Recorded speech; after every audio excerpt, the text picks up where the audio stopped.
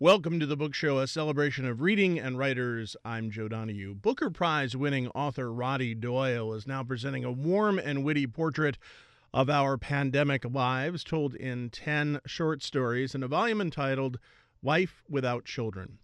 Love and marriage, children and family, death and grief. Life touches everyone the same, but living under lockdown, it changes us alone. In 10 moving stories written mostly over the last year, Booker Prize winner Roddy Doyle paints a collective portrait of our strange times. Doyle is the author of 10 acclaimed novels, including The Commitments, The Van, Patty Clark, Ha Ha Ha, winner of the Booker Prize, and most recently, Love. Again, the new novel is Life Without Children. It is a great pleasure to welcome Roddy Doyle to this week's book show. How are you, sir? I'm very well, thank you. It's really nice to have you on the program. From my understanding, March 2020 to March 2021 is basically between the months that these stories were written. Yes, that's correct, yeah. So what led you to that? Were you working on something else when you sort of fell into, okay, maybe this is what I should spend some time on? You just answered my question. Sure, Oh no, you answered your own question. I'm sure you can do it more eloquently. I'll have a stab. I had been working on a novel. I hadn't written very much. I was kind of getting to know the character and where he was and why I was writing about him. And I was away in the UK, very, half an hour flight from where I live in Dublin here. And Ireland went into lockdown in March and the UK didn't.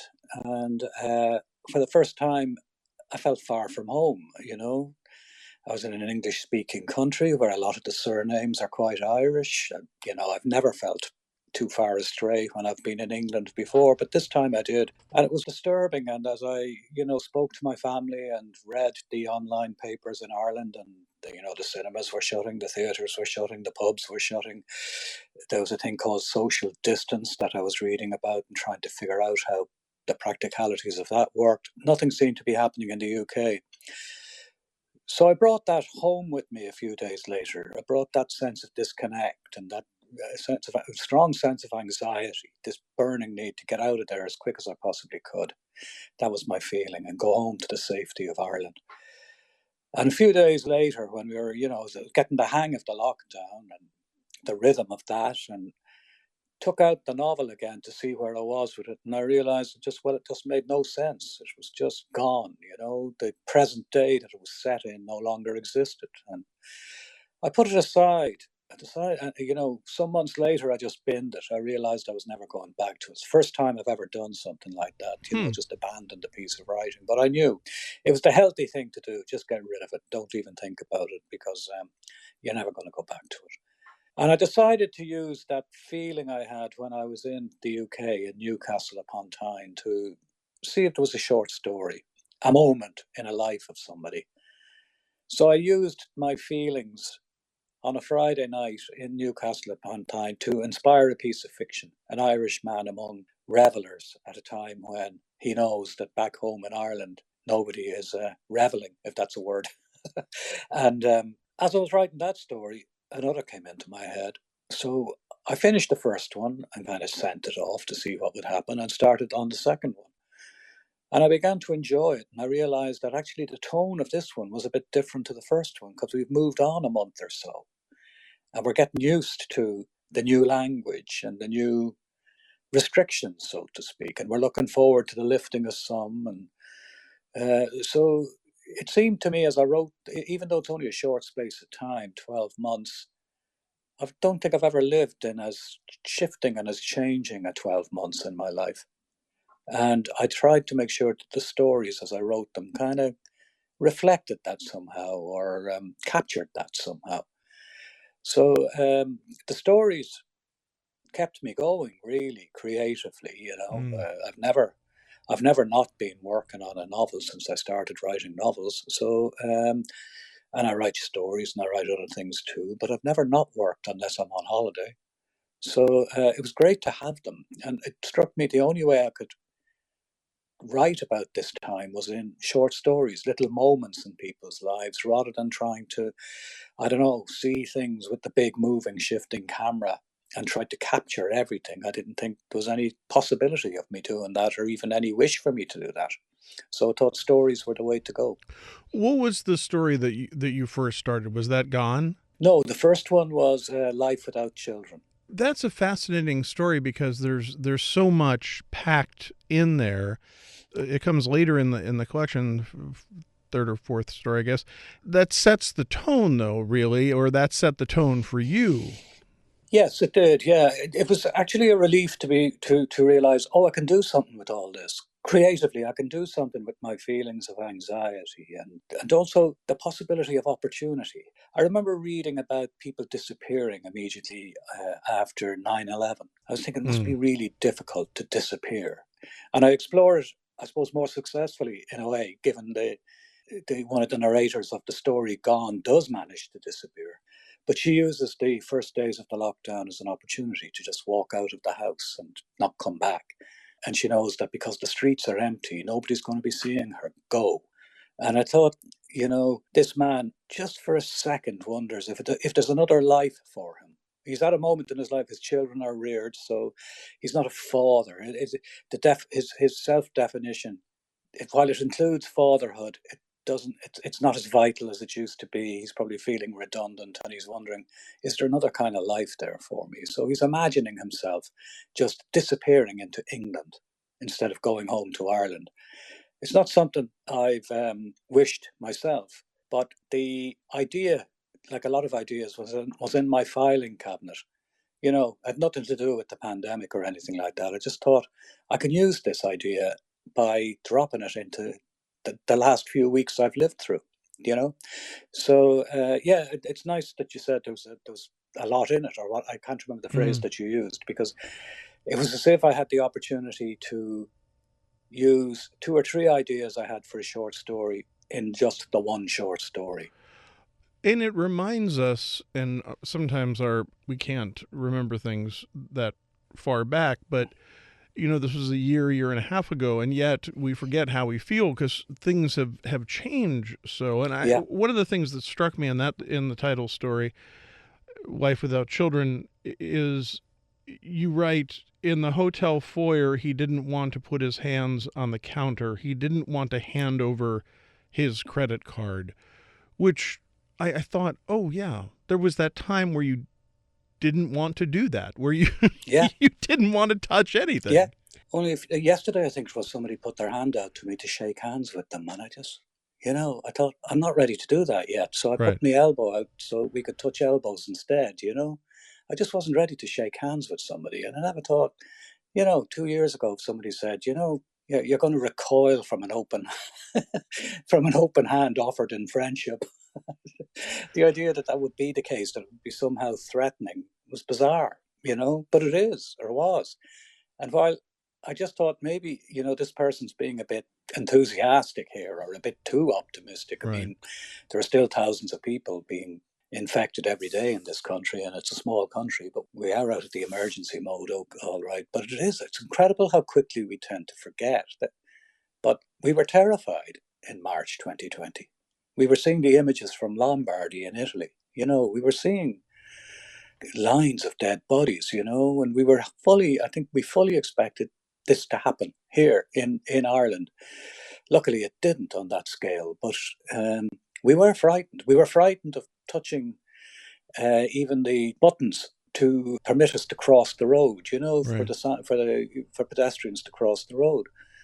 Maybe it's a psychological necessity, but we do forget very quickly how frightened we were. Roddy Doyle is our guest. The name of the new collection is Life Without Children. In that story, the man is caught in England as the Irish lockdown is looming. And here's a guy in his 60s and contemplating just not returning and allowing the pandemic, as using it as an excuse really to go off into a new direction and to rewrite his story. That's what I said. There's a lot going on there. To see that moment as almost a reset button. I think what he sees himself doing is walking up to the possibility of it. and making one step towards the fact of it, and then stepping back and deciding, well, I can do it, but I'm not going to. you know. But he does see it as a opportunity. I think it's that little point of his life.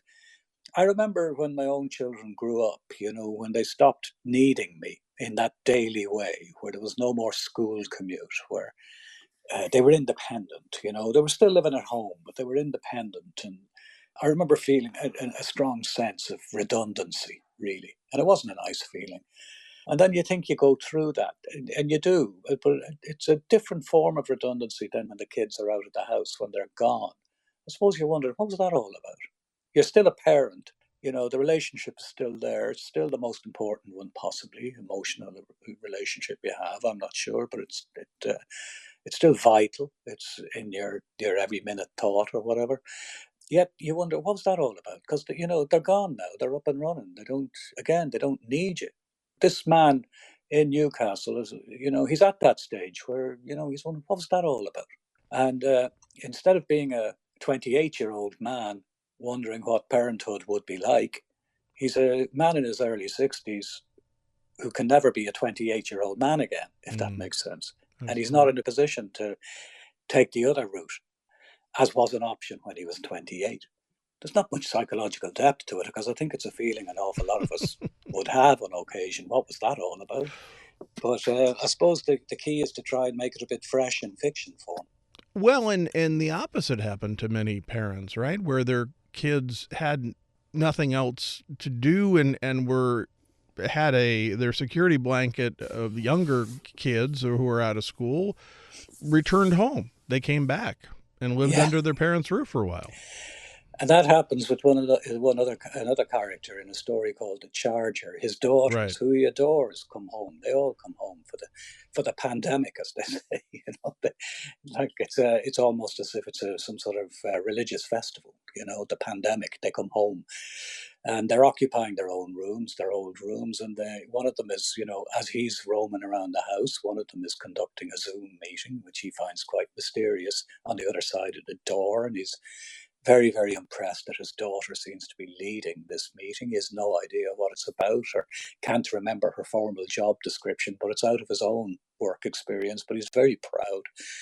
And another of his daughters works in a supermarket, and up until recently she was the problem child, but now she's the vital worker.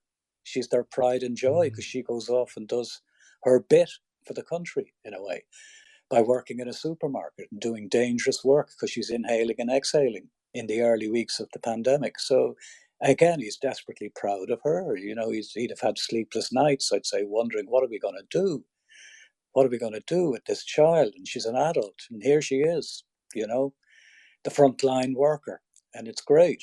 They're all a mystery to him, because in a way, again, he loves them, he adores them, but in a sense, he doesn't really know them, because they're their own adults now, if you like. And he's their dad.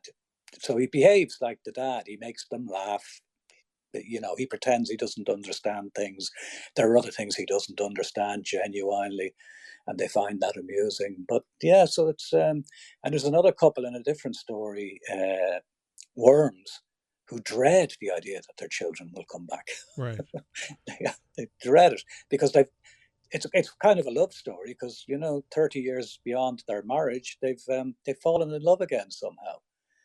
They've successfully done it, almost accidentally done it. They've looked at each other and realized, oh, I like him, I like her.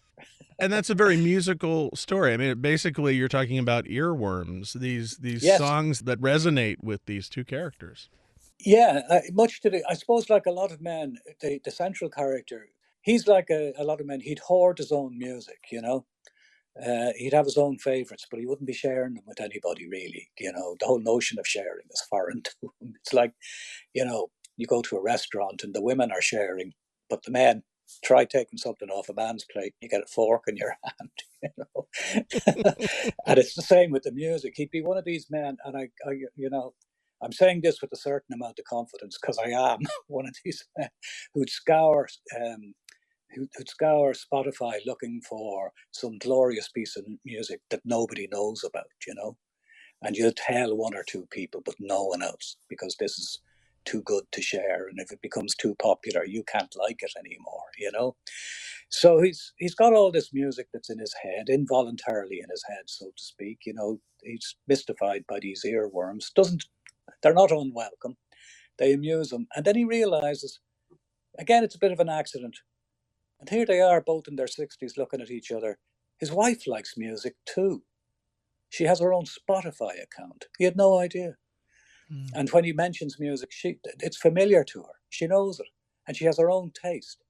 And they end up like a pair of teenage girls, really, their heads close together and sharing buds as they listen to music and make each other laugh, you know? Which is beautiful. And you mentioned there was a part in there where he remembers an interview with Glenn Campbell or Jimmy Webb, and thinking of the song Wichita Wichita Lineman. Lineman. Yes. Mm-hmm. And how they both he thinks of it and then goes home and tells his wife. Yeah. Yeah. Well, that, you know, it is a favorite song of mine. I mean, can you imagine somebody saying, "Oh, I don't like that song"? It's hard. That's a great It's hard to point. imagine. Yeah.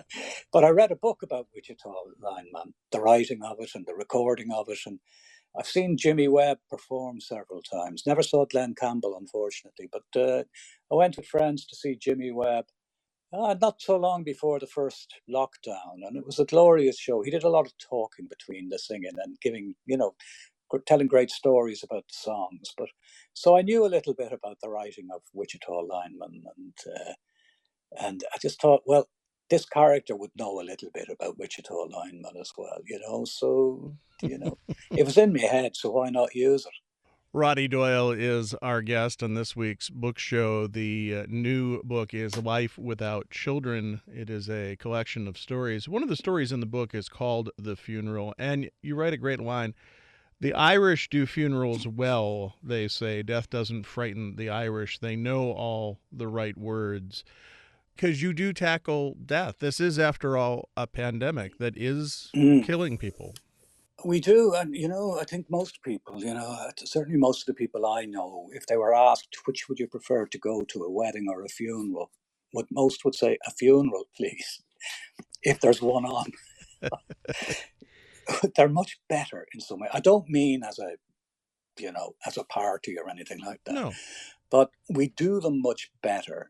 I think, you know, having been to a lot of funerals in the last years and having, you know, gone through the death of my parents and some close friends, and I do know the comfort of words and the comfort of silence sometimes, and just facial expressions and numbers. Actually, when you're at a funeral and you know a parent's funeral, and you look up and around and you see that there are a lot of people have come to pay their respects, it is to me the fact that it was a huge comfort came as a surprise to me.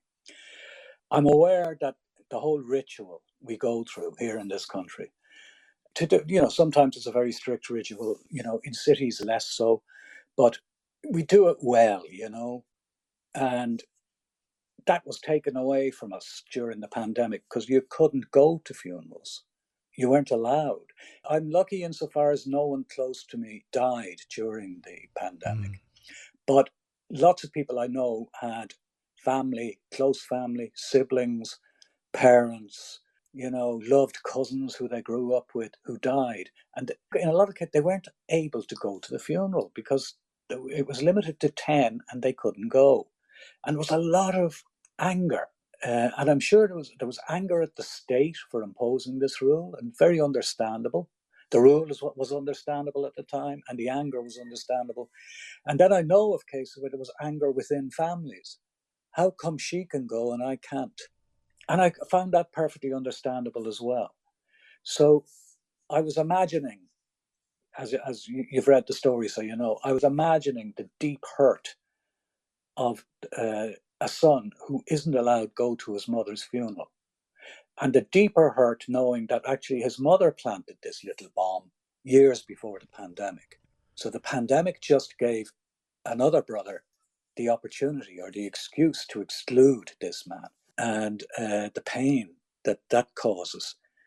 And the comedy in it, and there is comedy, is that it's the glorious kind of logic of a drunk man, because he wakes up absolutely clear, totally knowing that he's stone cold sober, that he's, slept off the drunkenness. And by the time he gets to the bottom of the stairs, and he can't account for how he got down, but by the time he gets to the bottom of the stairs, he realizes he's still drunk and he's still in, so to speak, the day before. And there's the drunken logic he goes through, but it's masking the deep, deep hurt and the anger and the sheer anguish of it all, that the circumstances, yes, the pandemic made sure that the numbers were very restrictive in terms of how many people could go to bury his mother, so to speak. But his mother made sure that it was going to be fraught in the first place, regardless of the pandemic. I think the story in the collection that struck me and stayed with me the longest and probably the most vividly is a story called Masks.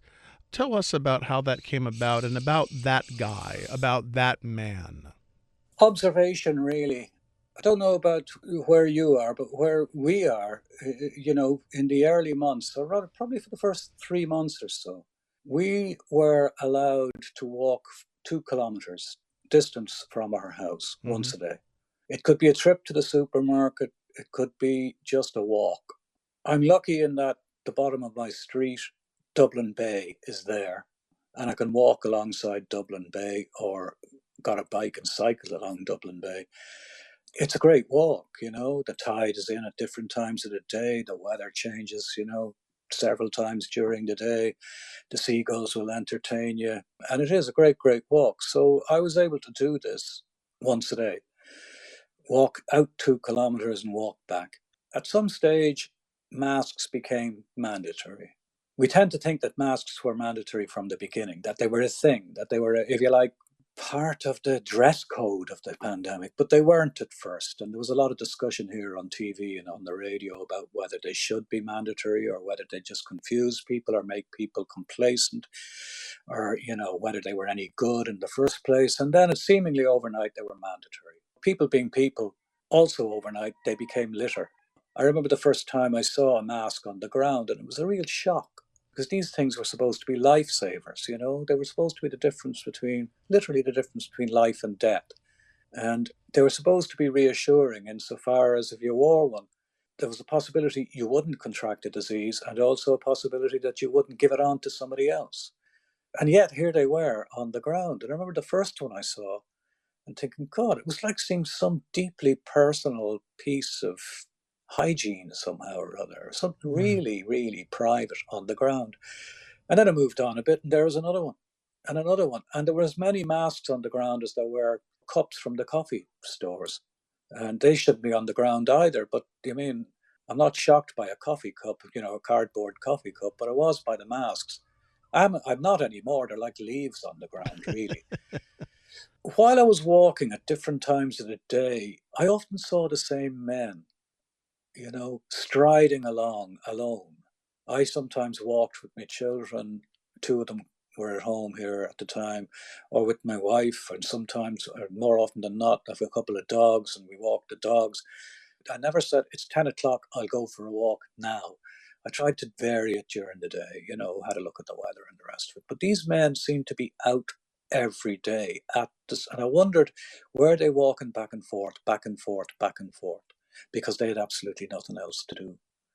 And there was a grimness to one or two of them. They were just striding ahead. They weren't looking left or right, And other people began to, as the weather changed, the jackets disappeared and people began to wear shorts, or, as often happens, it's no longer just, you can't just go for a walk now. It has to be a hike, and you have to have gear that'll help you hike, even though you're only going 2 kilometers and back. You have to pretend you're, I don't know, going up the north face of Kilimanjaro. And yet these men still wore clothes as if they were heading off to work. And I began to imagine a man who lived alone, and the scaffolding of his life was the commute and the job and the commute home. And it's taken from him, and he's lost. He has nothing else. So that's where the story came from. The mixture of being shocked by the masks on the ground, and then imagining what was going through the heads of these men. They may have been perfectly happy, perfectly content. They may have been looking at me and wondering, what's wrong with him? He looks grim.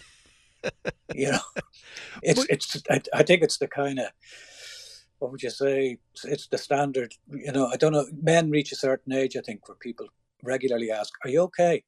right, everything all right? Yeah, Yeah, just exactly. checking You in. think, You okay? yeah, But you had a job to go home to, and yeah, which is a solitary job. Writing is a solitary profession, and yet yeah, you're still obviously impacted by a lockdown and by a loneliness, I assume, that we were all yeah. impacted by, and yet you are also able to fit that into what you do.